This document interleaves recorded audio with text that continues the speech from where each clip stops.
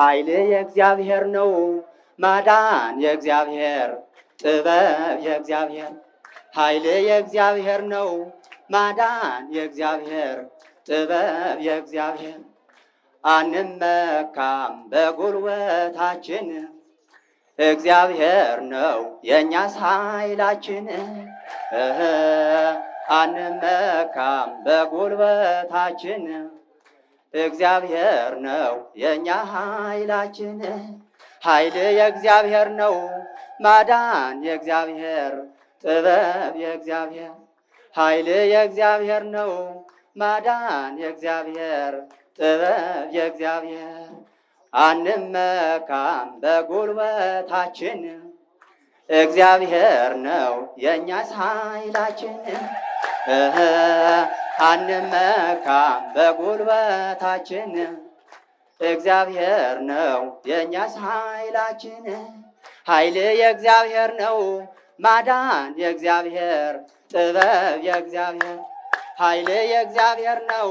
ማዳን የእግዚአብሔር ጥበብ የእግዚአብሔር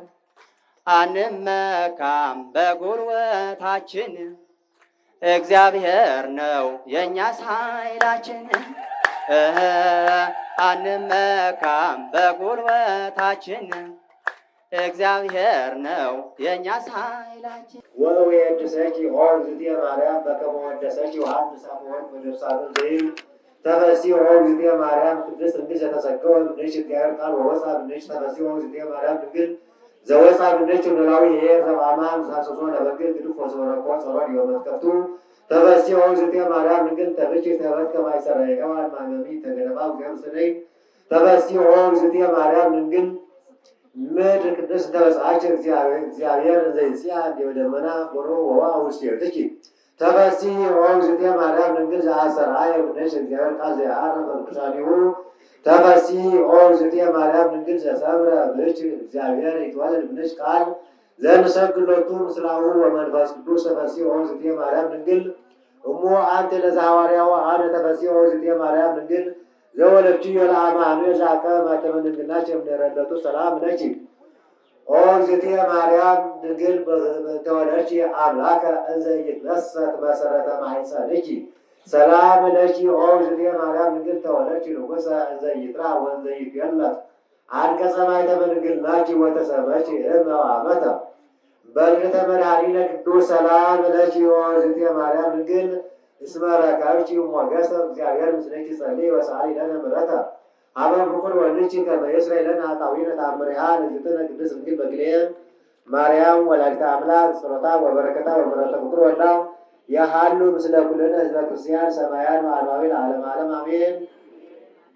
ወአሐተ ዕለተ ይቤላ እሙ ለእግዚእነ ኢየሱስ ክርስቶስ አየ ሐዘን የአቢ እምነ ሐዘናት ዘረከብኪ በእንቲአየ ወትቤሎ እግዝእትነ ኦ እግዚእ ወአምላኬ እሉ እሙንቱ አምስቱ ሐዘናት የአቢዩ ባቤ አሐዱ እምኔሆሙ ሰወተነበየ ሱመን በእንቲአከ በቤተ መቅደስ ከመ ይቅትሉከ አይሁድ ወካልኡ ሰው ኃጣኢኩከ በቤተ መቅደስ እንዘ አሐስሰከ ሰለስተ ዕለታተ ወሳልሰ ሰው እዜከር ዘአሰሩከ እደዊከ ወእገሪከ ወአመ ቀሰፉከ በአውደ ጲላጦስ ወራብዕ ዘከመ ሰቀሉከ ማእከለ ክልኤ ፈያት በዕለተ ዓርብ እርውቀከ ወቅንወከ ወሐመስ ዘከመ ወደዩከ ውስተ መቃብር ሐዲስ ወይቤላ እግዚእነ ለወላዲቱ ድንግል ዘዘከረ ሎንተ ሕማማተ ወስቃያተ ዘረከብኪ በእንቲአየ እንዘ ይብል አቡነ ዘበሰማያት ወሰላመ ገብርኤል አነ እሠሪ ኃጢአቶ ወአወርሶ መንግሥተ ሰማያት ወእመጽእ ኀቤሁ ምስሌኪ ኦ ወላዲትየ ወአስተርእዮ እምቅድመ ሞቱ በሳልስት ዕለት ወዘንተ እንዘ ይብል ሰምዐ ደቅስዮስ ወጸሐፈ ውስተ መጽሐፈ ተአምሪሃ ለእግዝእትነ ማርያም ከመ ያንብባ መሃይምናን ጸሎታ ወበረከታ ወምሕረተ ፍቁር ወልዳ የሃሉ ምስለ ኩልነ ህዝበ ክርስቲያን ሰማያን ወአንባቢ ለዓለመ ዓለም አሜን። በስመ አብ ወወልድ ወመንፈስ ቅዱስ አሐዱ አምላክ ወጽድቅ አሚን። ይብል ይትበል በልብከ መኑ ይዐርግ ሰማየ ክርስቶስ ውእቱ ዘወረደ እምሰማይ። ናብ ሮሜ ዝተጻሕፈ መልእክት ምዕራፍ 10 ቁጥሪ 6 መጀመርታ ክቡር ወላዲና መልአከ ገነት መምህር ቆሞስ አባ ኃይለ ጊዮርጊስ ናይ ደብረ ገነት መማሓደሪ ክቡር በኩረ ትጉሃን ናይ ደብርና ዋና ጸሓፊ ክቡራን ሰባክያነ ወንጌል ጠቅላላ በረከት ንምርካብ ኣብዛ ዓውደ ምሕረት እዚ እትረኸቡ ኩልኩም በብማዕርግኩም በብስምኩም ደህና ድሓዲርካትኩም እግዚአብሔር ይመስገን። አምላክና ፈጣሪና እግዚአብሔር ህሊናና አናቃቂሑ አላዓኢሉ ኣብቲ በረከት ምሕረት ጸጋ ዝርከቦ ክቡር ቦታ ክንርከብ ዝኣኻኸበና ክብሪ ምስጋና ይብፅሓዮ። አሜን። በረከት ክንረክብ ጸጋ ክንረክብ ምሕረት ክንረክብ ስለ ዝመፃና ጸጋኡ በረከቱ ምሕረቱ ይዓድለና። አሜን። ሞዝል ጠቀስዎ ቅዱስ ጳውሎስ ከምቲ ነንብቦ 14 መልእክቲ ይጽሒፉ። እዞም 10 መልእክታት በሃገር ደረጃ ዝተጻሕፉ እዮም። እቶም 4 መልእክቲ ደሞ ለቤተ ክርስቲያን መርሕቲ ብውልቀ ማለት መርሕቲ ኮይኖት መልእክቲ ናይ ክርስቲያን ኮይኑ ብውልቀ 4 መልእክቲ ጽሒፉሎ ሞዚ ከዝል ጠቀስዎ በሃገር ደረጃ ላብ ሮሜ ዝተጻሕፈ 16 ምዕራፍ ዝሓዘ ጠቀስዎ ድማ ምዕራፍ 10 ካብ ቁጥሪ 6 ክሳብ 13 ለሎ ኃይለ ቃል ዝተዳሓዘ እዩ። አምላክና ጎይታና ኢየሱስ ክርስቶስ ኣብ ዘመን እዚ እርገት እናስታውሶ ለሐዋርያት ባሪኩ ትእዛዝ አዚዙ ተስፋ ክልእኸልኩም እየ ጸጋ ክልእኸልኩም እየ ሞ ካብዚ ቦታ እዚ ኣይትውፅኡ ኢሉ ዝኣዘዞ ግዜ ስለ ዝኾነ ሐዋርያት እውን ተዓዚዞም ጸጋ መንፈስ ቅዱስ ምረኸቡ ኣብዚ 10 መዓልቲ ውሽጢ ንምሃሮ ትምህርቲ ነገልግሎ አገልግሎት ስለ እርገት እዩ። ቅዱስ ያሬድ አቦና ድማ ለዛ አገልግሎት እዚ ብዝምልከት ናይ ሰናብት ከምኡ ድማ ናይ ዘወትር ልበሃል ካብ ሶኒ ክሳዕ ቀዳም ዘሎ ኩሉ ስለ ዝደረሰሉ ዛ አገልግሎት ብዘርፉ ይግልገል። ብፍላይ ኣብ ደብረ ገነት ድጓ ጸመ ድጓ ዝማሬ ሟስት ኩሉ ቅዱስ ያሬድ ዝደረሶ ድርሰት ኩሉ ግዜ ዘይቋረጽሉ ስለ ዝኾነ ብዘርፉ ስለ እርገት አገልግሎት ይግልገል እዩሞ ተቅዳሴውን እርገት ብዝምልከት ይነይሩ ጥቁመቱውን እርገት መስቀሊ ብዝምልከት ይነይሩ ኸዙውን ትምህርትን መሃሮ ለና ስለ እርገት እዩሞ ለለና ናይ ትምህርትና ርእሲ ስለ እርገት እዩ። ኣብ ቁጥሪ 6 ለላ ወጽድቃ ሚንሰ ይትበል በልብከ መኑ ይዓርግ ሰማየ ብልብኻ ጽድቃሚን ወንጀል ማለት እዩ። ብልብኻ ላብ ሰማይ መን እዩ ለአረገ ኣይትበል። ብልብኻ ላብ ሰማይ መን እዩ ለአረገ ኣይትበል። ምክንያቱ መኑ ልብል ናይ ግዕዝ ቋንቋ መጠይቅ ይልብሃል። መጠይቅ መስተዋድድ ይልብሃል። ኣብ ጥያቄ ብዙሕ ነገራት ኣለው። ክትርዳእ ክትፈልጥ ምጥያቅ ኣሎ፣ ክተደናግር ምጥያቅ ኣሎ፣ ዘረባ ክትወስድ ምጥያቅ ኣሎ። እቲ ቁም ነገር ግን ክትርዳእ ክትፈልጥ እትጥይቆ ጥያቄ እዩ። ካሊእ መኑ ልብል ቃል ኣብ ጥያቄ ውስጥ ኮይኑ ናይ አድንቆ ናይ ምጥርጣር ናይ ምፍራሕ ምስጢር ዝሓዘ እውን እዩ። ተፈሪሕካ እውን መን እዩ ትብል ኢኻ ተድንቅ እውን መን እዩ ትብል ኢኻ ትጠራጠር ትፈርሕ እውን መን እዩ ትብል ኢኻ። እዚ ለሎ ጥያቄ ግን ኣይትጠይቅ ኢሉስ ሱቁ የበለይ መልስ ደማ ሂቡ ባዕሉ ማለት ቅዱስ ጳውሎስ ላብ ሰማይ መን እዩ ለአረገ ኣይትበል። ክርስቶስ ውእቱ ዘወረደ እምሰማይ እቲ ላብ ሰማይ ለአረገ እቲ ካብ ሰማይ ዝወረደ እዩ መልስ ሂብና ማለት እዩ። እቲ ላብ ሰማይ ለአረገ እቲ ካብ ሰማይ ዝወረደ እዩ። ስለዚ እቲ መልሲ ክርስቶስ እዩ ለአረገ ክርስቶስ እዩ ዝወረደ ማለት እዩ። ቅዱስ ጳውሎስ ብኻሊእ ቦታ እውን ምንትኑ እንከ እርገቱ ሶበኤ ወረደ መትሕተ ምድር እንድሕር ላብ ሰማይ እንድሕር ላብ ምድር ለይወረደ አሪጉ ማለቱ እንታይ ትርጉም የምጽእ። ስለዚ አሪጉ እንታይ ኢሉ ወሪዱ ልብል ቃል ኣለዎ። ወሪዱ እንታይ ደሞ አሪጉ ማለት እዩ። ዘወረደሂ ውእቱ ወዘአርገሂ ውእቱ እትለአረገው ንሱ እዩ እትለወረደው ንሱ እዩ ካሊኡን ክርስቶስ እዩ አልቦ ዘአርገ ውስተ ሰማይ ዘእንበለ ዘወረደ እም ሰማይ አምላክና ጎይታና ኢየሱስ ክርስቶስ ኣብ ምዕራፍ 3 ወንጌል ዮሐንስ ላብ ሰማይ ለአረገ ካሊእ የለን እቲ ላብ ሰማይ ለአረገ እቲ ካብ ሰማይ ዝወረደ እዩ እቲ ካብ ላብ ሰማይ ለአረገ እቲ ካብ ሰማይ ዝወረደ እዩ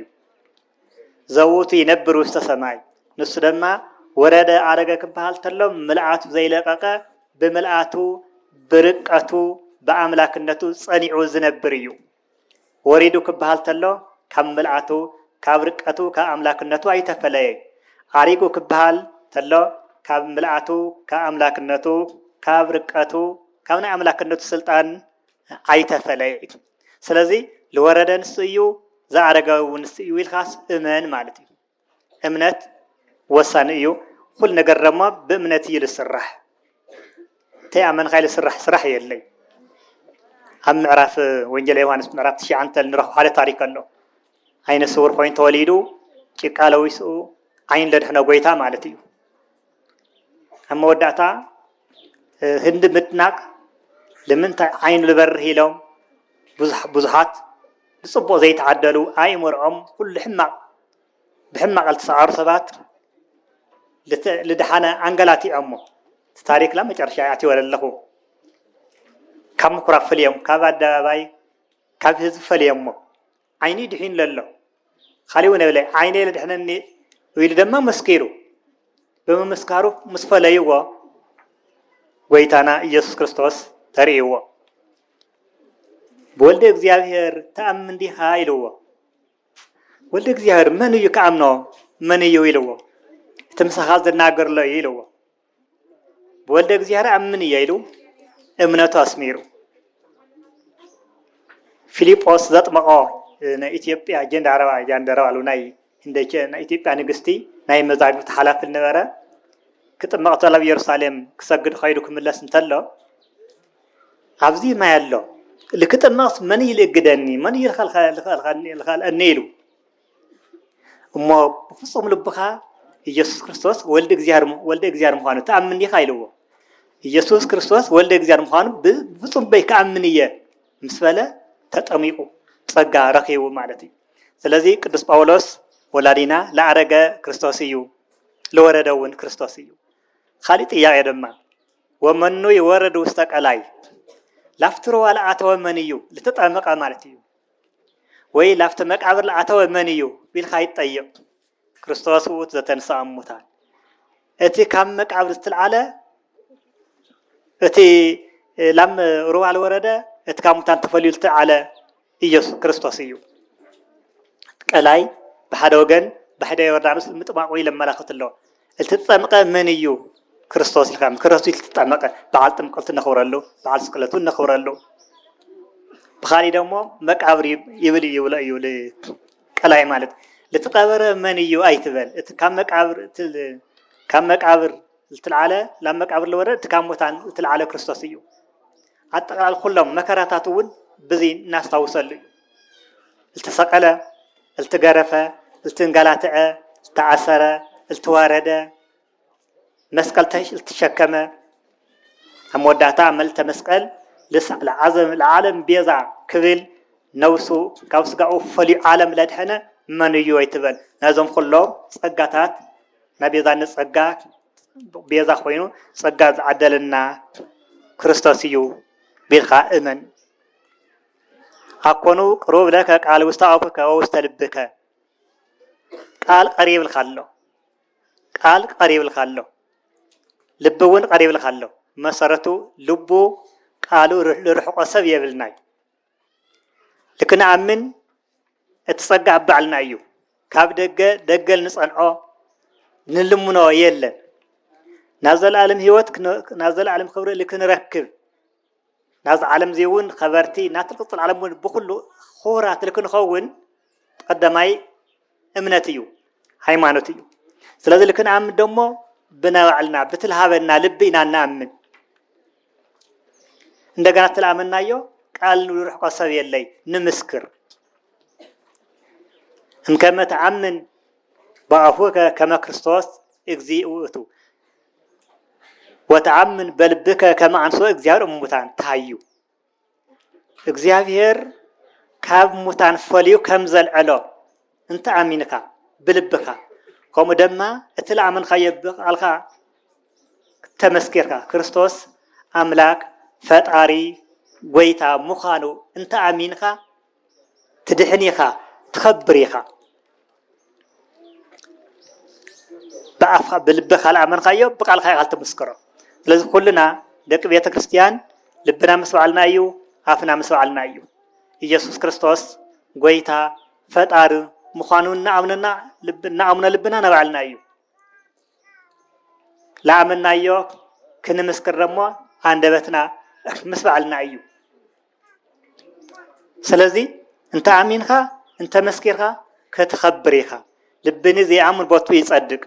ወኣፍኒ ዘይኣምን ቦቱ ይሃዩ እቲ ለኣመነ ልቢ ክጸድቅ እዩ ክኸብር እዩ እቲ ለኣመነ ኣፍ ድማ ክኸብር እዩ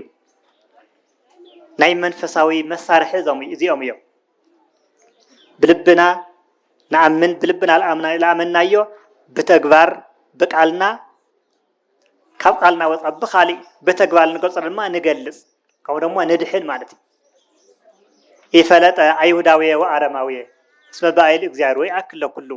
እግዚአብሔር እስከ አረማዊ ካን ይርካ እስከ አይሁዳዊ ካን ይርካ ኢሉ አይፈለየ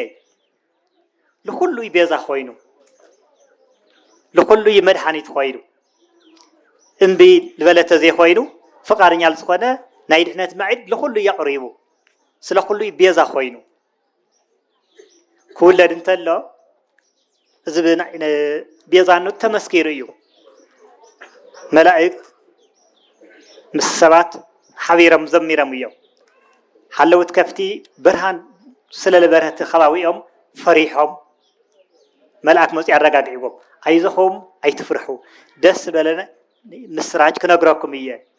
ወናሁ ተወልደ ለክሙ ዮም መድህን ክርስቶስ እግዚእ ብሩክ በሃገረ ዳዊት ለአኻትም ይኹን ለዓለም ኩሉ ደስታ ልኾነ ፍስሓ ልኾነ ሓጎስ ክነግረኩም እየ ለዓለም ኩሉ ጎይታና እልተወለደ ለዓለም ኩሉ ልምድሓን እዩ እልተሰቀለ ድማ ለዓለም ኩሉ ልምድሓን እዩ ስለዚ ልብና ናይ ጽድቂ ናይ ሃይማኖት መኽዝን ክኾን ይልግባእ ልብና ለኣከቦ ብቃልና ክንመስክር ይልግባእ ካብኡ ደሞ ንኸብር ካብኡ ብወፃኢ ልብና ካሊእ ነገር ዝቋፅር ተኾይኑ ክሕደት ጥርጥር ተንኮል ልፍሕስ ተኾይኑ እርሱ ተነግር ተኾይና ንጉዳእ ኣብ ኢድና እዩ ኣእምሮ ሂብና እዩ ልቢ ሂብና እዩ ልበለሉ ኣለኹ ኣእምሮ ማለት እዩ ብቃልና ንምስክር እውን ቃል ሂብና እዩ ብልብና ለኣመልናዮ ብቃልና ንምስክርና ልከነ ትግብር ደሞ ናይ ኣካላት ጸጋ ሂብና እዩ መሳርሕ ማለት እዩ ልክንጸድቅ እግዚአብሔር ኣምላክ ፈቃዱ ኩሉ ሰብ ክጸድቅ እዩ ኩሉ ሰብ ክድሕን እዩ አንተ ወይ ጻይሰየ ነይረ እግዚአብሔር ሃፍታም እዩ በዚሕኩም ለህንደይርኩም ወጋ ክብ ሉለ መንገድ የለይ ኩሉ ናይ ምጽዳቅ ኩሉ ናይ ምሽላም ኩሉ መንግስተ ሰማያት ናይ ምውራስ አቅም ኣለዎ ማንም ክጠፍእ ደማ ይደሊ ሓደ ዘሯት ፈቃድ ኣምላክ ኮይኑ ዳኾነ ሕማቅ ኣብ ዝተፈጸመስ ናይ ኣምላክ ፈቃድ ኮይኑ ኣይኾነይ ናይ ኣምላክ ፈቃድ ሕማቅ የለይ ሰብ ተሰሪቁስ ናይ ኣምላክ ፈቃድ ኣይባል ናይ ኣምላክ ፈቃድ ማ ፈርስሎ እዩ ኣይትስረቅ ደኾይኑ ኢልዎ ኣይትስረቅ ተባሂሉ ሓደ ልሰርቅሎ ሰብ ፈቃድ ኣምላክ ኣፍሪሱ እዩ ኣይትቅተልተይ ድማ ፈቃድ ኣምላክ ኣፍሪሱ እዩ ፈቃድ ኣምላክ እቲ ጽቡቅ እዩ ፈቃድ ኣምላክ እቲ ንድሕነሉ እንኸብረሉ ስራሕ እዩ ንጉደአሉ ፈቃድ ኣምላክ ይኮነ ና ሰይጣን ፈቃድ ቀዳማይ ደግሞ ንዓልና ፈቃድ ብድልየትና መብት ሂብና እዩ ኣእምሮ ሂብና እዩ ብፍላይ ኣርባዕተ መምህራን ሂብና እዩ ልክንድሕን ልክንጸድቅ ኣብቲ ናይ ፈቃድ ልብንሽተይ ክውስኸሎ እሞ እስመ ይፈቅድ መንህ ያማስን አላ ለኩሉ ያርህብ ማንም ከጥፋ ይደሊ ለኩሉ ግን እድሜ አንዊሑ ኣዋርሕ ኣስፊሑ ለውሎ ንምንታይ እዩ ክንጠፍእ ስለዘይ እንደሊ እዩ እታ ናይ ድሕነት በሪ ናይ ድሕነት መንገዲ ክልተ እያ ተቀዳመይቲ ህጊ ሓሊኻ ምንባር እዩ ህገ እግዚአብሔር ከቢድ ኣይኮነ ህገ እግዚአብሔር ምፍራስ እዩ ዝኸብድ ህገ እግዚአብሔር ምሕላው ቀሊል እዩ ህገ እግዚአብሔር ምፍራስ ግን ከቢድ እዩ ለምሳሌ ፍቅር ተወሲድና ተፋቀሩ ይልና ተተፋቀርና ንጉዳይ ዲና ንከባበር ንደጋገፍ ከም ደሞ ጎደለት ሃሊውና ውን ንመኻኸር ሓሚየት ነውር እዩ ነቀፋ ጽርፊ ነውርታት እዮም ነገር ግን እንድሕል ፍቅር ሃልየ ኮይኑ ሓውኻ እታ ጎደለኻይ ይመኸረካ ልበይን አግሊልኻይ አግሊል ይነግረካ ትእረም ማለት እዩ እንድሕል ፍቅር ሃልዩ ምትእርራም ኣሎ ምከባር ኣሎ ምድግጋፍ ኣሎ ባእስ ሃልዩ ኩሉ ነድዩ ባእስ ሃልዩ ምድግጋፍ የለ ምክባር የለ ካሊ ነገር ያም ትበጥና ለጸገምኮ ስለልትፋቀርና ዘይኮነስ ስለልትባስና እዩ ፍላይ ለፍቅሪ ልባስዋ ከም ቁንቁይና ለወልዕዋ ነገር ደሞ ክልተ ነገር አለው ቀደማይ አመፀኛ ተኮይንካ ና ፍቅሪ ካንሰር ኢኻ ማንም ሰብ አታክልተለ ሰው ወኪል ኩሉ ሰብ ማለት እዩ ማንም ሰብ እንድሕር አመፀኛ ኮይኑ ፍቅሪ የለይ ተንኮለኛ እንተኮይኑ ፍቅሪ የለይ ፍቅሪ ግልጽነት እዩ ፍቅሪ ሐቅ እዩ ፍቅሪ ናማትካ መዳግ ዘይኮን ናትካ መሃብ እዩ ቤተ ክርስቲያንና ተምህረና ናማትኩም ሕድጉ ዘይኮነ ነውዓልኩም ሃው እትልዋሃው ስልካ ይኮነይ ክትጸድቅ እዩ እንታንታልኩ ኖር አቅም ላይ ውል ብጥመት ከይሞት ብጽናት ከይሞት ታለለካ ፈጣር ለካ ፍትስ አብ ተግባር ሙዓል እዩ ለሃፍት ለለው ሰብ ጥመት ተሞይቱ በዓል ሃፍት ተጠያቂ እዩ ህይወቱ ለዳይስ ኢለ ምጽዋት ዘሳ አበዮ ቀተሎ ናይ ድኻ መማር ላይ ውል ሰብ ምጽዋት መርካብ እዩ ተዘይ ተመጥዩትን ከመውት ማለት ስለዚህ ተለለወት ተጠያቂ እዩ ሃፍት ተሃልዩ ለይዓቀን ድግስ ላደገሳ ከተጥፎ ዘይኮነስ ተጠያቂ እየ ሰዓን ምግቢ ሰዓን ክዳን ልጠፈ ሰብ ተሃልዩ ተጠያቂ ኢልካ ትእልሽ ሹመት እዩ ለምሳሌ በዓል ስልጣን ፍትህ ተሰይን ለምን ይልማረር ዳኛ የለ ይባል ዳኛ የለ ፍትህ የለ ይባል ምክንያቱ እንድልፍት ለይኩም ተዳኛ በአንጻር ሞርዒዋ ነፃ ሹመት ይታፍት ደሞ ነፃ ሹመት እዩ በኻሊ ትምህርት ለተማረ ሰብ ደሞ ሰዓን ትምህርት ለጉዳይ ተሃልዩ እቲ መምህር ተጠያቂ እዩ በዓል ሃፍት ደሞ እንድሕር ህይወት ላይ ድሕነ ተጠያቂ እዩ ስለዚህ ሃፍትካ ናትካ እግዚአብሔር ስለላበካ ሃምል ደለካ ከተበላሽ ወዘ ኮነስ ሰብ ከተድሕነሉ እዩ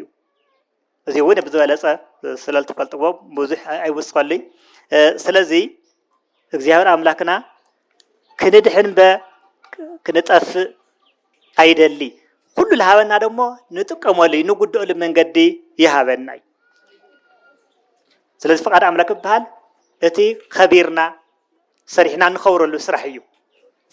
ፈቃድ አምላክ በሃል ማለት እዩ ስለዚህ ህግ እግዚአብሔር ቀሊል እዩሞ ህግ ሓሊኻ ምንማር ናይ ህይወት መንገዲ እዩ ናይ ጽድቅ መንገዲ እዩ ጎይታና ከምህር እንተሎ ኣብ ትምህርቲ ምጥያቅ አለ እዩ ለይትረድእካ ጎይታና ካኹም ከድየ ኢሉ ካኹም ከድየ ትኸድ ዓዲ ትፈልጥወይ መንገዱ ግን ትፈልጥዎ ኢኹም ኣብ ወንጌል ዮሐንስ ምዕራፍ 14 ቁጥር 2 ደሎ እቲ ቃል ከደግሞሞ ካኹም ከድየ እቲ ዓዲ ኣይትፈልጥወይ መንገዱ ግን ትፈልጥዎ ኢኹም ካብዚ ልዋዕሉ ጥያቄ ለዕል ቃል እዩ እቲ ዓዲ ተፈሊጥካዮ ተተፈሊጡ ናይ ገለ ዓዲ መንገዲ ባቢልካ ትጥይቅሞ ትረክብ እቲ ዓዲ ላይ ትፈልጦ ግን ተመንገዱ ክትፈልጦውን ለምን ትጥይቅ ማለት እዩ ቅዱስ ቶማስ ጥያቄ ይቅርዩ መምህር ኢልዎ እቲ ዓዲ መፈለጥናዩ ነርና ጠይቅና መንገዱ ንፈልጦ ነርና ካብቲ ዓዲ ላይ ንፈልጦ ከመ ገርና መንገዲ ንፈልጦ ኢልዎ ናይ ህይወቲ ናይ ጽድቂ መንገዲ አነ እየ ኢልዎ አነ ውእቱ ፍኖተ ጽድቂ ህይወት ናይ ህይወቲ ናይ ጽድቂ መንገዲስ አነ እየ እቲ ለምሃርኩም ትምህርቲ ኢሉሎም ኣሎ እቲ አነ ለአዘዝኩም ትእዛዝ እዩ ናይ ጽድቂ ናይ ህይወቲ መንገዲ ኢሉ ብትሩ በመጃ በምስጢር ነገሮም ድሓር ግን አጉልሂ ነጊርዎም ማለት እዩ ገሊጽ ነጊርዎም ስለዚህ ናይ እግዚአብሔር መንገዲ ህይወት ጽድቂ ስለኮነ ናይ እግዚአብሔር መንገዲ ተኸይድካ ትድሕን ጸድቅ ማለት እዩ ተኻልአይ ሰብ ከም ምዃንካ መጠን ተተዓንቀፍካ ናይ ሃይማኖት ጸገም ተጋጢምካ ናይ ስነ ምግባር ችግር ተጋጢምካ ጠፊእካ ለከይትተርፍ ናይ ንስሐ በሪ ተኻፊትልና ማለት እዩ ቅዱስ ጳውሎስ ኣብ ሮሜል ጽሐፉ ስለ ንስሐ ተፈቅዱኑ ታስተዓብድ ወለ እግዚአብሔር በብዛ ምሕረት ወውሆት በሂረት ወበትዕግስቱ እግዚአብሔር በምእጋሱ በትዕግስቱ ከተስንፍኾ ተሓስብ ዲኻ ለይለ ድዩ ኮይኑ ለይፈልጥ ድዩ ኮይኑ عقمدي سين اللي كتبلسي أي تمكر أي تحسب يتعمرو كما كاك يقر እግዚአብሔር ሀበ ንስሐ እግዚአብሔር ዕድመ ልበካለው ለንስሐ ለክትግዛ ለክትድዕ ምዃን في ተረዳእ ፍለጥ ተዘይተነስ ይኻ ግን ስራሕ ይኹሉ መኸዚን ኮይኑ ክጸንሐካ እዩ ይብል ስለዚህ እግዚአብሔር ለገሰናሎ ለምንስሐ ተመልስና ምንታይ ልክንሕድሕን እዩ ምክንያቱ ፍቃዱ ድሕነት እዩ ኩሉ ለሃበና ደግሞ ናድሕነት በሪ ናድሕነት መንገዲ ስለለስተምህረና ክንድሕን እዩ ልክድሕንውን በተደጋገም ልገልጽ ኣለኹ አእምሮ ይብና እዩ ቀዳማይ በተደጋገም ላገለጽኩ ጸኒሐ ሃይማኖት መሰረት ሁሉ ነገር ከናምን አእምሮ ለሃበና ልብና ናዓልና እዩ ከነመስክር ለሃበና እዩ በኻሉ ጸጋታ ለሃበና አካላትና ጽድቅ ክንሰርሕ ደሞ ጸጋታት እዩ ስለዚህ ናዓልና እዩ ተወሳኺ ዞም ኩሎም መጽሐፍት ልጥቀስለው አንተ መምህር ጣይስዎም ነይሮም ኩሎም መጽሐፍት ናይ ህይወት መንገዲ እዩ ናይ ህይወት በር እዩ ወይታና በምስክረት ይቅሪውዎም ህሱ ውስተ መጽሐፍት ወእማንቱ ሰማይት መጽሐፍ ተመልከቱ መጽሐፍ አንብቡ ተመጽሐፍ መሳከረየን መጽሐፍ ይመስክራለይ ስለዚህ መጽሐፍት ሁሉም ክንጸድቅ ናይ ድሕነት በሪ መንገድታት እዮም ብተወሳኺ መምህራን ናይ መጽሐፍት ሰሞያ ቤተክርስቲያንና ክልተ መጽሐፍት ይምለለዋ ሓደ ናይ ትርጓሜ መጽሐፍት መምህራን ለው በአጠቃላሊ በወገኖም ካልኣይ ደግሞ ናይ ዜዋ ናጽዋቶ ዜማ መጽሐፍት ኣለውና ኩሎም እቲ ብዜማ ለገልግልዎ ሁሉ ናይ ህይወት መንገዲ ጽድቅ ናይ ጽድቅ መንገዲ እዩ እዚኦም ኩሎም መምህራንና እዮም ኣብና አብርሃም ታሪክ ናንብብ ተለና ሓደ መጽሐፍ ለይሰምዕ ነበረ መጽሐፍ ላዘንግዕ ነበረ ካብ ዓለም ዝጸውዐ እግዚአብሔር አምላክ በጥወምሳ አብርሃም አራእይዎ ኣነሲ ኣብዚ ቦታ እዚ የለለኹ ብሓዊ ነዲደሞ አልዓዛር ተባለ ለአኸለይ بحاول تقاصيل أيه إلى أبراهام لمينو العزار جن دوي خاينو ليذكره بطيمات الموت أيو بطماعات الموت أيو العزار رات عصر تجدش تلوك عصر لما مالتي أبراهام لتناقرك قال العزار أبصق من نيرو أبص عالم من هاللوى أبصق أبشجر نيرو خازجن قد يحجوس الله نسخاجن أبراهام للعزار تايلو العزار أبصق من نبرة سبيو أبشجر نيرو خازجن أبصبق الله يحجوس الله يلوى إذا قلت له كله أبشجر الله سب كتصدق مالته يخوني دخلنا بعقوتي تقبل سبيو بسول بحال دخلناتو بعقوتي تقبل إجزاء لما سجن سب بسويو تهفتون هم مالتيو تزي خوينو صراحة حما خوينو بدخلناتو نصال وص سبي اللي على عزارجن دخلناتو بعقوتي تقبل سلال نبرايو توسخ تايلو النوي السخا هفتا من خانة يرخا بهفتخا عيت تقم خالي عبصبون يرخا لازم كرامة يخايلوه نمسا عيكالي لا أنا كنت مطلعهم من نمسا عيكالي لوه عم ودعتها على عزارتي نوية مالتيو دار أنس حدك زي لابد بوتازي عتي أي حمشت حواتها يلوم مو لابد بول اللي هو مكرا كي مطلع على عزار لا خليه لوه لا على عزار سلا خليه كنا قرام مسيا مصحفت اللوام مصحفت اللوام مصحفت سميعهم يتجورو عند حل مصحفت ليس معجن لا أفتعل اللي خير بوتها يمطلوا كموتان تلعيلو تخدد ما عيسمعومي مصحفت ليسمعوا ليقاونت ليسمعوا أب جزء مودي قلنا بردخا عيسمعوا واي سلازي مصحفت يوم مسرتيلو مصحفت مرسي هو مالتي سلازي مصحفت ثم ليقاونت كلهم لابزان عيد حنت منجد كابزان عيد حنت منجدي كاين وص بتام حدنا حنت منجد كنملالس كلهم ممراني مبل ربعي سنفترت ممريو سلمات حريرو صحاي مصي الله صحاي 14 ساعات تبر ናይ ፈጣር መብራህት እያ ስለዚህ ዛ ፀሐይ ናይ ፈጣር ለሃባ መብራህት ስለዝኾነት ካብዚ አውን ንማር ካልኦት እውን ንምሃር ማለት ጠቅላላ ናይ ስነ ፍጥረት ምምሕዳር ናይ አምላክ ስለዝኾነ ካብ ስነ ፍጥረት ተዓዘብናዮ ካብ መምህራን ዝረኸብናዮ ካብ መጽሐፍ ዘንበብናዮ በአእምሮና ሁሉና ሁሉም አኻኺብና መግቦት እግዚአብሔር መስኪርና ናይ ጽድቅ መንገዲ ክሰርሕ እዚኦም ሁሉም መምህራንና እዮም ስለዚህ መንገዲ ናይ ህይወት መንገዲ حبرلنا تلو نطفات من قد كنخيد أي جبائي كندحن يجبنا نزل عالم هوت كنركب نزل عالم خبر كنركب بالسرحنا يسرح سلسقنا إجزاء سلسة يدالو دنيا سلسقنا حما قطعينا بالمرضنا يكفر لنا أيو نجرجن فقاد وجن السيا خواني سلب فقاد أملاك كنملالس أبسبسنا كنت حجاجز كن الرداء أما وداتا مالذي إجزاء زام درزيانا إجزاء الجنزبية لا إجزاء المد بملأ تبعثوا الله توادوا لجني ولناي تتقوم الليلنا عالم همودنا بنا إجزاء الجنزب دك ساعتين نسرح لنا تعزوا نجار لنا قلنا ونعزوا ما بريت ما بعث يكونس لسبب من بريتيا ما تقميتيا نيرة خاطرين بقولات خالي يكون الله خام يكوني أي مرنا ون ما تقمينا خون ما قدينا سيكونس تقمينا خون كل فترة لها بدنا تمرتنا مويانا سلطانا هافتنا معرقنا أكلاتنا كله نيسرق مسارحي غيرنا لكن صدق سلالها بدنا نيسرق مسارحي غيرنا حاجزنا لابلنا تحاجزنا نيسرق صراح كنسرحي لقبع مسارته نيسرق صراح يجزي እግዚአብሔር لولدنا الهواريات كاوسرول تبقى عنجيتي كلاملم كعنبب سلازي خيل أنا جنديا نسخاتهم كأنفريهم يلوم كأنفر عند حرجند تقوريص يللي سلازي حجزنا ولوني كحجزكم إياه إلو من هواريات لا أنا ونها ميو صومك حجزكم إياه صليوك حجزكم إياه مسقطك حجزكم إياه تفاعروا حجزكم إياه كفاعركم إياه لسنا لهابنا كريستيان نصرح سرح كله بلينا أجزاء حجز لسرح يللي سلازي لحنا سرح حجزنا ينولي أي حجزنا يول لصبوا سرح جن حجز إيو دقاف إيو مهنياتنا سرقي فقعدوا كنصدق سلازقنا سلازي لاب سمايل وردم لاب سمايل عرق من يوت أي تبل تكاب سمايل عرق لاب سماي لا عرق تكاب سمايل ورده كريستوسيو لموت من يتبل كمبتان تبلت على كريستوسيو بيز عالم خوين لدحنا من يتبل بيز عالم خوين لدحنا كريستوسيو مدحانيت كريستوسيو قويتا كريستوسيو أمو قويتانا أملاكنا إيسوس كريستوس مهارنا أيو تمرتي أو أي مرايح درلنا لهذا الناس أجا كله صدق صريحنا لكن صدق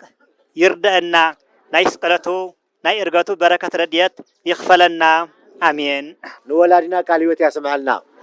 خزي يرجعت لعنا تاي ربحنا من يعارجو أي تول بلبهم زارجسي تزور أكاليو الوز عرجو سسماي زين ولا زوردم سماي إتي ناو سماي زارجس خالي اللي إتي كاو سماي زورد أكال بعليو أقدمو وريد نيرو خازن دغنا عارجو الله عندك زي عارجو كريستوس عندك زي عارجو كريستوس خلتك زي عارجو حدا سجا ودا آدم ناي ملكو مس ملكوت كوهارت الله عبدنجل مريم توحيدك فصمت الله حدا يرغت يبال سجا أملاك خنت الله معلت مالتي يتخالاي يرغت እንደገና ክርስቶስ መለኮታዊ በስጋናይና ስጋ ለብሶ በስጋዊ አካል ይሰማይ አሪጉ መለኮትማ መጀመሪያውና አቦታው ዘለዩ ስጋ ለብሶ ላብ ሰማይ አሪጉ ወለ እግዚአብሔር ኢየሱስ ክርስቶስ እና خلተ ጊዜ ተሓደ ካብ ድንግል ማርያም ካብ ስጋ ካብ ናብሳ ነብሲ ወሲሉ ሰው ኮንቶሎ ስጋ አምላክ ሆይናሎ ማለት ይሓደ እርገት ይባል خاላይ እንደገና ቃል ስጋ ለብሶ ላብ ሰማይ ምራጉ خلተ አይነት እርገት አለ ካብ እርገት ታይናን መሃር ወላድና ምረምናዮም አርገ እግዚአብሔር ከመያ ለቦ እርገት ጻድቃን ናይና ላብ ክርስቶስ ምራግና ላብ ሰማይ ናዓረግ ምዃና ካረድ ክርስቶስ ላብ ሰማይ አሪጉ ስለዚህ ክርስቶስ ከምዛ አረገ ሁሉ ሁላትና ናዓረግና ማለት እዩ ዘያርግ ሰብ የለን በ40 መዓልቲ በ80 መዓልቲ መቃካል ሁሉ ላብ ሰማይ ካረግ እዩ ስለዚህ ክርስቶስ ምራግ በኹሪ ትንሳኤ ኮይኑ ከም ተንሰ ሁላትና ንትንሲና ክርስቶስ ከምዛ አረገ ሁላትና ናዓረግና መጀመሪያ ሁላትና ወሪድና ነርና ላብ ዓለም እዚ ዲያብሎስ ማሪኽና ነሩ አፍተ መዝሙረኛው ዳዊት አረገ ወሳሪያም ጽየዊ ወከንጽዋ ምርኳት ማሪኻ ላብ ሰማይ አረግ ኃይብ ወበሃብ ከጸጋ ከለጓለመያው ንደቅ ሰባት እውን ጸጋኻ ሃብኻዮም ምሩኻት ማሪኻ ላብ ሰማይ አረግኻ መን ማሪኾም ዝነበሩ አካላት እዮም እዚኦም ታይ ዝኾኑ ምሩኻት እዮም መጀመሪያ ሁላትና ዲያብሎስ ማሪኽና ነይሩ ምሩኻት ማሪኹ ደቅ ሰባት ከም ዕድል ኮይኑ حدا زينا እግዚአብሔር መርኳት ንኾን حدا زينا ዲያብሎስ መርኳት ንኾን በበሰዓቱ ሰባት አካላቱ አካላት ይማርኹና እና መጽሐፈ ሳዊሮስ ዘስሙና ይልከና ገርተለ ጊዜ እንደገና ወፄወሙ ለአዳም ወለዘርኡ እምገነት ውስተ ሲኦል ደቂ አዳምን ሁሉም ላብ ሲኦል ማሪኹዎም ነይሩ ይዝለና ወፄወሙ ዲያብሎስ ለአዳም ወለዘርኡ ለአዳምን ዘርኡ ሁሉ ማሪኹዎም ነይሩ ናበይ ማሪኹዎም ላብ ሲኦል ናብ ስደት ወሲድዎም ነይሩ እምገነት ውስተ ሲኦል ወከማሁ ክርስቶስኒ ፄወሙ እምሲኦል ውስተ ገነት ክርስቶስ እንደገና ካብቲ ተማሪኽና እዩ ዝነበርና ቦታ ላበይ ወሲድና ላብ ጥንት ቦታና ላብ ገነት ወሲድና ኣሎ ማለት እዩ ጸጋው ጸጋና ተዋሂብና ነበረ ጸጋ ተገፊፉ ክብርና ሲና ጸጋና ሲና ስለነበርና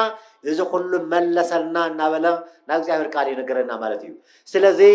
እዚ ለአና ለክርስቲያን ዓውይ ተስፋና እዩ እስመ ውስተ ቤተ አውየ ብዙ ማህደር ወምዕራፍ ቦቱ አው ካይበ መጽእ ወነስአክሙ ኣብዚ ገረም ቃል ንኻላይ ጊዜ ክመጽእ ኮስትረኩም እየ መዝሙረኛው ዳዊት ማነው ስሙ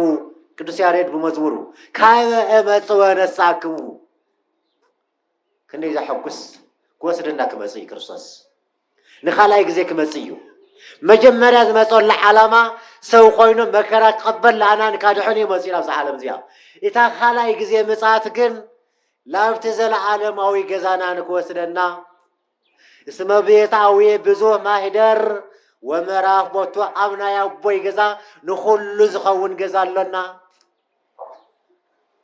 ላብ ዓዳቦና ንኸዲና ላብ ሰማይ ንኸይድና ላብ ዓዳቦና ንኸዲና ዓድና ብሰማይ አበይዳ ዓድና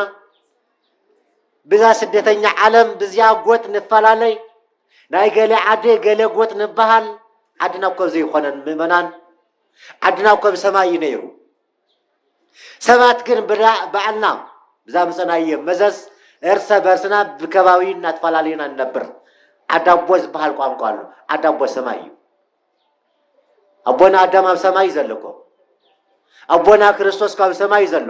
ተፈጥሮና እውን ኣብ ሰማይ ክንነብር ኢና ተፈጢርና ነርና እዚ ዓለም እዚኣ ግን ናይ ስደት ዓለም እያ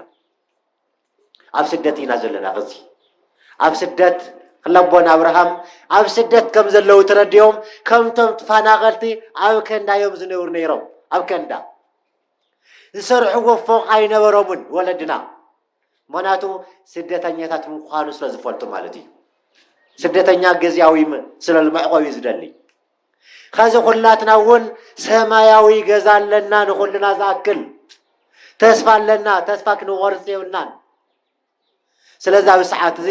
ብዙሕ መንእሰይ ተስፋ ዝቆርፀሉ ሰዓት ብዙሕ ተስፋ ብምቁራፅ ላብ ሓሽሽ ላብ ካልኦት ነገራት ላብ ስደት ዝጓዓዝ መንእሰያት ንምልከት ኣለና ብክርስቶስ ባክንኣምን ይግባእ ክወግሐና እዩ ኣብ በታኹም ንበሪ ኢና ተባሂልና ኣብ ገዛ እግዚአብሔር ክንነብር ኢና ተነጊርና አንቱም ውስተ ነበሩ ሃገረ ኢየሩሳሌም እስከ ትለብሱ ኃይለ ማርያም ካብ ሰማይ ኃይል ክሰባብ ዝዋሃበኩም ካብ ኢየሩሳሌም ከይትወፁ ካብዛ ገዛ ክንወፅ ከም ዘይብልና ኢየሩሳሌም ና ክርስቶስ ስጋና ደም ልፈተተላ ቅድስት ቤተ ክርስቲያን እያ ኸዚ ስለዚ ብትፈላለየ ምክንያት ኣብ ሰዓት እዚ ተስፋ ዝቆረፀ ህዝቢ ተስፋ በመቁራጽ ላብ ዘይኮን ናይ አልኮል ይኹን ካልኦት ሓሽሻት ጫት መሳይ ነገራት ብዙሕ መንእሰይ እናጎረፈ ንምልከት ኣለና ቤዛኩም ተስፋ ንቁረጽ ተስፋና ክርስቶስ እዩ ተስፋና ምስ እግዚአብሔር ኮይኑ ተስፋና እግዚአብሔር ምዃኑ ተረዲና ጸገማት ተሃልየውን ብጸሎት ላብ ፈጣሪና ክንጠርዕ ላው ክንልምኒ ዝግባእ እምበይ ተስፋ በመቁራጽ ላብ ካልእ ዝኸድ ላብ ስደት በየባሕሩ በየሸንተረሩ ወዲቁ ክተርፍ መንእሰይ ክልየና የብሉን ጎይታ እግዚአብሔር ወላድና ዛምሆርና ቃል ሕይወት ያስምዐልና። እሺ በስመ አብ ወወልድ ወመንፈስ ቅዱስ አሐዱ አምላክ አሜን። በስመ አብ ወወልድ ወመንፈስ ቅዱስ አሐዱ አምላክ አሜን። በስመ አብ ወወልድ ወመንፈስ ቅዱስ አሐዱ አምላክ አሜን። ክቡር አቡና መምህር መጋቢ ሐዲስ ቀላዩ ናይ ደብረ ገነትና ብሌና ሐዲስ መምህር ክቡር መጋቢ ምስጢር ሙሴተካ ናይ ደብረ ገነትና ስብከተ ወንጌል ሓላፊ ክቡር መምህር አቦና መቆመ አባ ተስፋቸው ዘገየውን ከምኡ ናይ ስብከተ ወንጌል ክቡር አቦና መጋቢ ሃይማኖት መምህር ዳዊት እውን ከምኡ ናይ ስብከተ ወንጌል ክቡራን ሊቃውንተ ቤተ ክርስቲያን በብማዕረጉኩም አይንተ እግዚአብሔር ካህናት ዲያቆናት ምእመናን ወምእመናት ደሕና ዳሓድርኻቶም አሜን። እግዚአብሔር አምላክና ለብ ሰዓት እዚ ለብፅሐ ዝተቀደሰ ዝተባረኸ ጊዜ ይግበረና መድኃኔ ዓለም። ትምህርቲ ኩሉ ጊዜ ትምህርቲ ሊቃውንተ ቤተ ክርስቲያን ኤናእሲ መቐለና ሊቃውንተ ቤተ ክርስቲያን ኣለውና። ኩሉ ደሞ ተስተምህርተሎ ሓደ መምህር ደሞ መጀመርያ መንገፍ ናባዕሉ አውፅኡ ካብኡ ደሞ ለህዝቢ ያስተምር ይልብለና እዛ ክርስቲያን ካብ ኩሉ ካብ ዓብይ ካብ ደቂቅ ክሻብ ዓብይ ፕሮቶኮሎ ሓልዩ በዓሉኻ ሃመኝኦኹ እንታይ ይብለኒ ለወለጀታት ኢየሱስ ክርስቶስ ተማሪታት እንታይ ይብለኒ ለሰብ ልበዓልና እውን ብብስራሕና ብብሞያና እግዚአብሔር ብብዕድልና ቅሚጥና ይነር እዛ ክርስቲያን አዴታት ኩልኸን ወለቲ ነገስታት ጳጳሳት ፓትርያርካት ይኸን ኣብቲ ናይ ምክብባር ኮነ ኣብቲ ናይ ሃይማኖትና ኮነ በቃ ብዝታ ይልበሃል በየአይነቱ ምግብ ልበሃል እኞ ናጾም ሃማ ዓይነት እኞ ህዘ ክርስቲያን ደስ ትበሎ ላፍቲ ሓደ ደስ ትበሎ ላፍቲ ሓደ እቲ ጊዜ ተሐምቕ ተሎ ላብ ቤተ ክርስቲያን ንጎይ ጊዜ ደስ ትልተሎ ጽቡቕ ትኾን ተሎ ደሞ ኩሉ ሕድግድግ ኣቢልኻ በቃ ምብላዕ ምስታይ ኩሉ እቲ እግዚአብሔር እኳ ፈቂድና ትኾነት ምብላዕ ምስታይ ይብለና ግን ብመጠኑ እየለና እኳ ህዘ ክርስቲያን ብመጠኑ ድኻታት እናረኣኹም ቤተ ክርስቲያንኹም እናረኣኹም ሃይማኖትኩም እናሓለኹም ኣቦታትኩም እናኽበርኩም ከዚ ምክብባር የለይ ብስሩ ኣብዚ ዘመን እዚ ካብዚ 10 ዓመት ላውዚ ምክብባር የለይ በቃ ስልኻ ናይ ተናዓቆ ናይ ትዕቢት ናይ ድፍረት ትሕተኛ ቆርዩ ፈሪሃ እግዚአብሔር ቆርዩ ቤተ ክርስቲያን ቅዳሴ ኣትዩ ምዃኑ ለይኣተወ ምዃኑ ኣይጠፍአናይ ቶም ቅዳሴያን ቅዳሴ ተኣትዩ ምእታው ስልኻ ናጣሓስኻ ምእታው ምውፃእ እዚ እግዚአብሔር ቤተ ክርስቲያን ናይ ትእዝዘይ ነይራ እግዚአብሔር እውን ትእዛዘይ እንድሕር ኣኽቢርኩም ኣብታ መጨረሻ ሰዓት እውን ኣብ መንግስተ ሰማያት መንሃማው ካውርሰኩም ይልበለና ዘ ክርስቲያን ግን ኣብዚ ናይ ተኣይሱም ኣብዚ ናይ ሃይማኖትና እኳ ጽቡቃት ትኾና ኣብቲ ናይ ቤተ ክርስቲያን ኣብቲ ናይ ኣቦታት ተኸተሉን ኢልዎም ክልቶም ሃዋርያታት ምዕራፍ ማቴዎስ ምዕራፍ 16:24-28 ዘይፈቅድ ይትልወኒ ይንሳ ይጽላእ ነውሶ ይጽላእ ነውሶ ወያጥብእ ወይንሳ መስቀለሞቱ ወይትወሊ ወዘይፈቅድ ያድህና ለነውሱ ወዘይገድፍ ይልና ህዘ ክርስቲያን እንድሕር ምሳይ ኮይንኩም ልቶም ሃዋርያታት መጀመርያ ማለት እዩ ልቶም ሃዋርያታት እንድሕር ተኸትልኩም ይኸይድኩም ግን ኣብታ መጨረሻ ሰዓት ግን ብደንቢ ገይረ ትእዛዝኩም ስለልፈጸምኩ ኣነ እውን ትእዛዝኩም ክፍጽመልኩም እየ ይልበለና ከዛውዚ ምክትታል የለይ ምትሕብባር የለይ ናይ ኣቦ ቀሺ ደሞ ኣብ እምነት ተኮይኑ ደሞ ናይ ኣቦታት ደቁ ተምህርተሎ ናይ ኣሰር ተኸትሉ ልኸድ የለይ ህዘ ክርስቲያን እታ ሃይማኖት ዋዛ ፈዛዛ እኞ ሓደ 4-5-6 ሰበይቲ ሒዙ ምቕማጥ እዚ እናሃለወ ህዘ ክርስቲያን ሓደ ፈቂድዎ ነይሩ እታ ኣብ እምነቱ ደሞ ሕደግ 2-3 ይግባእ ካይሉ ከየምህር ተሓደ ጋቢ ይኸድኖ ተሓደ ጫማ ተሓደ መስቀል ተሓደ ገለ እናሃበ ትራኹም ላበይ ትኸላ ማለት እዩ መብልዕ መከራ እያ ክዳን መከራ ታይለዎ ኣጥፊያኛ ዓለም ታይለዎ እያ ህዘ ክርስቲያን ታይለዎ በቃ ይኹን ሽግር የውሊ ኣረኸስ ሽግር የውሊ ኣኛ ሽግር እናሃሎ ሽግር የውሊ እዚ እግዚአብሔር ኣምላኽና ኣይፈተይ እሞ ሃይማኖትና ክረምቲ ይመጽእ ኣሎ እቲ ክረምቲ ደሞ ማይ ብታሕቲ ማይ ብላዕሊ እዩ ጸሎት ይግባአና ምህለላ ይግባአና ፈሪሃ እግዚአብሔር ይግባአና እቲ ኩሉ ለእግዚአብሔርና እንድሕር ተማሃሊልና ለእግዚአብሔርና እንድሕር ጸሎትና ኣቀሪብና ግን ኩሉ መዓት ካቆረረ እዩ ህዘ ክርስቲያን ኣብ ላይ ስራሕና ኣይንእቶም እዚኣቶም ሰባት እዮም መላእክት ይኾኑ ካብ ሰማይ እዮም መጽእ ህዘ ክርስቲያን እንደ ነገስታት እኮ ሓሊፎም እዮም ትፈልጥኹም ይሓልፍ እዩ ጽቡቕ ታሪክ ሓሊፉ ተሞይቲ ሰብ ኣይ ታሪክ ናጋ ይጽዋዕ ማለት ህውከተኛ ተኾይኑ ደሞ ናይ ህውከተኛ ሁሉ ድቃሰይ ኣይነስኡ ነይ ማለት እና እቶም ኣቦታትና እቶም መራሕቲ እውን ልቢ ይሃቦም እናና ንጸሊ همنا أنا نصلي بقى مستعاتا ما ينوغن حدرها زي كريستيان تقرأينا عدنا عدة ساعات قدسانية عدليك أو تيت كريستيان كلهم عد هذا يوحنا سيات عدنا እግዚአብሔር መስገን ሳለሙን ዛከተ መናዚያ ሓደ ነገር ያግኔቲ ሳላ ጸሎቶም ማለት እዩ እና ከዝውን ሓደራይና ንብል እግዚአብሔር አምላኽና ንሕና ብልዓቅመና ነመሐላልፈልኩም ለና ካው ደሞ እዝን ለወ ይስማዒሉ እዝን ለይውል ማታ ማይግበር ድማ በትሒዝ ካደ ክዝበት ኮይኑ ህዝበ ክርስቲያን እና ሓደራየ አባታትኩም አኸሩ ቀሳውስትኩም አኸሩ አበነስኩም በደንብ ገርኩም ስጋኻ ተባሂልኩም ሃይማኖትና ሓሊውና እንድሕር ነብርና ግን بسماء ونصبو بمدر ونصبو إلمو زهر أملاخنا بركة نبيات زهر أملاخنا يرحنا كله لزهرنا لمنا بركة رديت كله زنام هرتو كوردنا دمو كله نائب بطاتنا صلاة نائب بطاتنا بركة نائب زهر مدحاني عالم كريستوس زهر أملاخنا أي حدا جنا حدا هم تل حدا جنا زهر صبو صراح صرح إلى ولا مو صبو صراح صرحنا لمن السماوات نورس يجبرنا ኃይል የእግዚአብሔር ነው ማዳን የእግዚአብሔር ጥበብ የእግዚአብሔር ኃይል የእግዚአብሔር ነው ማዳን የእግዚአብሔር ጥበብ የእግዚአብሔር አንመካም በጉልበታችን እግዚአብሔር ነው የኛስ ኃይላችን